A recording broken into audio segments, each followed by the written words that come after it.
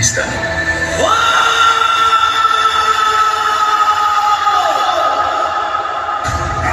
ఎక్కడ దాకా వినిపించిందో అంతవరకు భూమిని ఈ ఊరి జనానికి పోలే.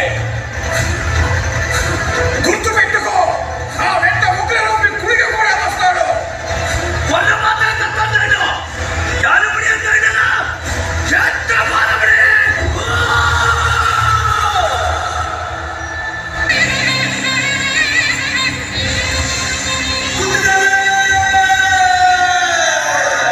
ಕಾಣುಕತ್ತಲಾಗಿ ನಾಡು ಬೆಳಕಾಗುವಂತ ಹೊತ್ತು ಕೂತಿನಾರೆ. ನನ್ನ ರಾಜಸ್ಥಾನದಲ್ಲಿ ನಿಂತು ಕೇಳುವಂತ ಪ್ರಶ್ನೆ ಏನಾದ್ರು ಉಳಿದಿದೆಯಾ ಗೊತ್ತಿನಾರೆ?